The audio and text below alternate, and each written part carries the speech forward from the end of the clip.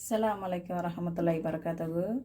நம்ம சூப்பரான சுவையான ஒரு கல்யாண வீட்டு சாம்பார் செய்யலாம். என்னதான் நம்ம ஹோட்டல்லையும் வீட்லேயும் சாப்பிட்டாலும் நம்ம கல்யாண வீட்டுகளில் சாப்பிட்ற சாம்பார் அது ஒரு தனி ருசி தான். அந்த சாம்பார் நம்ம வீட்லேயும் இனிமேல் செய்யலாம். அது எப்படி செய்யலான்றதை நம்ம முழு வீடியோவில் பார்க்கலாம் வாங்க. நம்ம அந்த சாம்பார் பண்ணுறதுக்கு முதல்ல அடுப்பு பற்ற வச்சுக்கலாம்.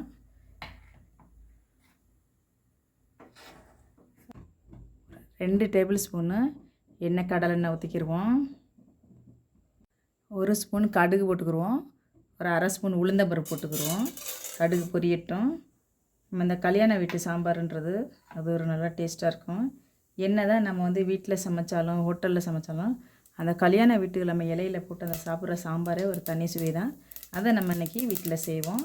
ஒரு அரை ஸ்பூன் சீரகம் ஒரு காஞ்ச மிளகா சேர்த்துக்கிடுவோம். ஒரு 1/4 டேபிள் ஸ்பூனு வெந்தயம் சேர்த்துக்கிறோம். நல்லா பொரியட்டும்.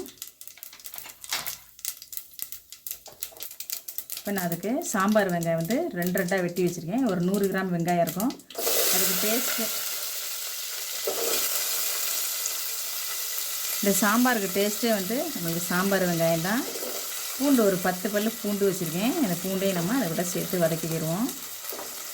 ரொம்ப டேஸ்ட்டு கொடுக்குறதே நம்மளுக்கு இந்த சாம்பார் வெங்காயமும் முருங்கைக்காயும் தான். ரொம்ப அருமையாக இருக்கும் இந்த சாம்பார்.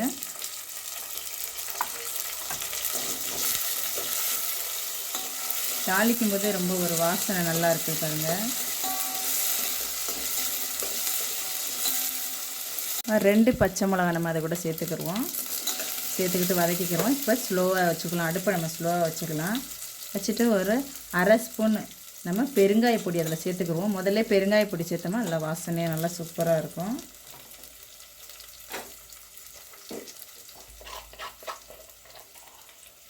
ஒரு 1/4 டீஸ்பூன் நம்ம மஞ்சத்தூள் சேர்த்துக்கிறோம்.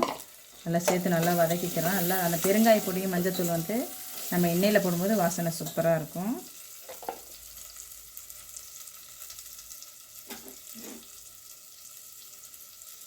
இப்போ இது கூட நம்ம ஒரு டேபிள் ஸ்பூனு சால்ட்டு சேர்த்துக்கலாம். நல்லா வதக்கிட்டு அப்புறமா காயெல்லாம் போட்டு நம்ம பார்த்துக்கலாம். 2 ஆறுக்கு கருவேப்பிலை நம்ம சேர்த்துக்கிடுவோம். நல்லா வதக்கிக்கலாம்.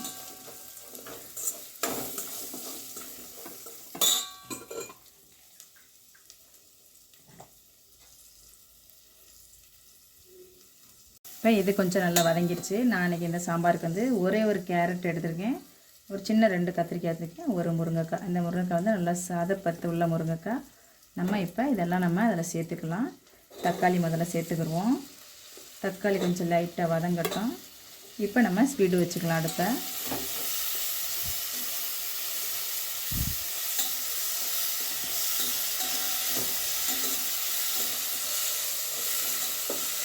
இப்போ இது லேசாக வதக்கியாச்சு. இப்போ நம்ம எல்லா காய்கறிலையுமே நம்ம ஒன்றா சேர்த்துக்கிடுவோம்.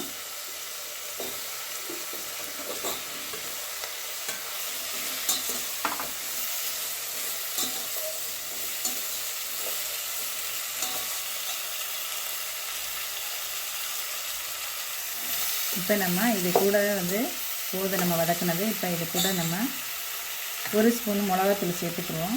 வெறும் தனி மிளகாத்தூள் தான் இது. நம்ம காரத்துக்கு விருப்பம் தான் 1 ஸ்பூன் மிளகாத்தூள் நான் சேர்க்குறேன். சாம்பாரில் ரொம்ப காரம் இருக்காது. போது இப்போ நம்ம காய்கறி முழுகிற அளவுக்கு நம்ம தண்ணி சேர்த்துக்கலாம்.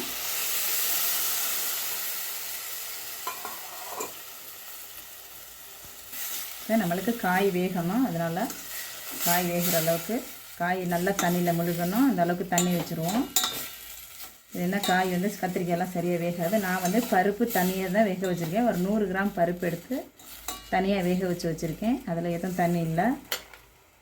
இப்போ காயெல்லாம் சேர்த்துட்டு நம்ம மூடி போட்டு வேக வச்சிடலாம். இது ஒரு 10 நிமிஷம் நல்லா வேகட்டும். நம்ம நடுவில் கிண்டி விட்டுக்கலாம்.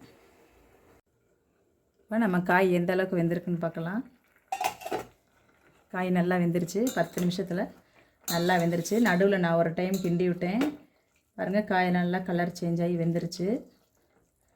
நம்ம எதுக்கும் டவுட்டான அந்த தொட்டு பார்க்கலாம். காய்கறி இது மாதிரி வெந்துருச்சான்னு இப்படி பார்த்தோம்னா நம்மளுக்கு தெரியும் நல்லா வெந்துருச்சான்னு.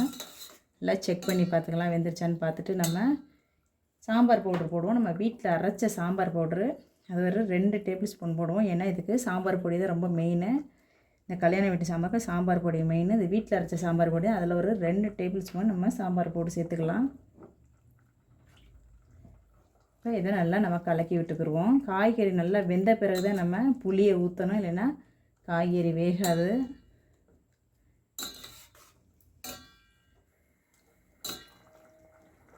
இப்போ நான் 100 கிராம் பருப்பு வேக வச்சுருக்கேன். இந்த பருப்பில் நான் எதுவுமே சேர்க்கலை. பருப்பை நம்ம அது கூட சேர்த்துக்குருவோம்.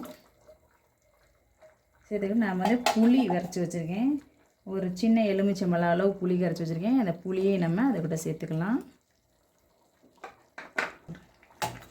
பருப்பை வந்து நான் வந்து ஒரு 100 கிராம் பருப்பு சேர்த்து ஒரு 3 விசில் விட்டு நல்லா கரையை வேக வச்சுக்கிட்டேன். வாசனை சூப்பராக கமகமன்னு நல்லா இருக்குது. இந்த புளி ஊற்றிருக்கோம். நம்ம அந்த புளியோட வாசனை போட்டோம். கொஞ்சம் நேரம் கொதிக்கட்டும், நம்ம பார்க்கலாம். இப்போ நடுவில் நம்ம லைட்டாக கிண்டி விட்டுக்கிறோம். அடி பிடிக்கும் பருப்பு. லைட்டாக நம்ம ஒரு கிண்டி விட்டுக்கலாம். கொதிக்கட்டும். இப்போ சாம்பார் நல்லா கொதிச்சாச்சு. வாசனை சும்மா கமகமன்னு இருக்குது. இந்த ஒரு சின்ன பீஸு வெல்லம் போடுவோம் நம்ம அதில். வெள்ளைக்கட்டி ஏன் போடுறேன்னு கேட்காதீங்க. வெள்ளைக்கட்டி போட்டாலும் ஒரு டேஸ்ட் நல்லாயிருக்கும். ஒரு கைப்பிடி கொத்தமல்லி தலையிலையே போட்டுக்கிடுவோம். ஒரு 6 கருவேப்பிலை வச்சே நம்ம சேர்த்துக்கலாம். நல்லா வாசனை சூப்பராக இருக்கும். அதோட கடைசியாக நம்ம ஒரே ஒரு டேபிள் ஸ்பூன் நெய் ஊற்றிட்டோம்னா அவ்வளோதான், நம்ம கல்யாண வீட்டு சாம்பார் ரெடி. கண்டிப்பாக இந்த சாம்பாரை சமைச்சு பாருங்கள். ரொம்ப ரொம்ப நல்லா அருமையான ஒரு டேஸ்ட்டு, வாசனை ரொம்ப அருமையாக இருக்கும். கண்டிப்பாக இந்த சாம்பார் செஞ்சு பார்த்து எனக்கு கமெண்ட் பண்ணுங்கள், சப்ஸ்கிரைப் பண்ணுங்கள். சப்ஸ்கிரைப் பண்ண எல்லாருக்கும் ரொம்ப ரொம்ப நன்றி. ஒரே ஒரு ஸ்பூன் போட்டாவே போதும், அவ்வளோ ஒரு டேஸ்ட், வாசனை நல்லாயிருக்கும். வாசனை சமைக்கும் போதே கம்மன் நல்லாயிருக்கு. இந்த கல்யாண வீட்டு சாம்பார் கண்டிப்பாக எல்லோரும் சமைச்சு பார்த்துட்டு கமெண்ட் பண்ணுங்கள். இப்போ நம்ம அடுப்பை ஆஃப் பண்ணிடலாம். அவ்வளோதான்.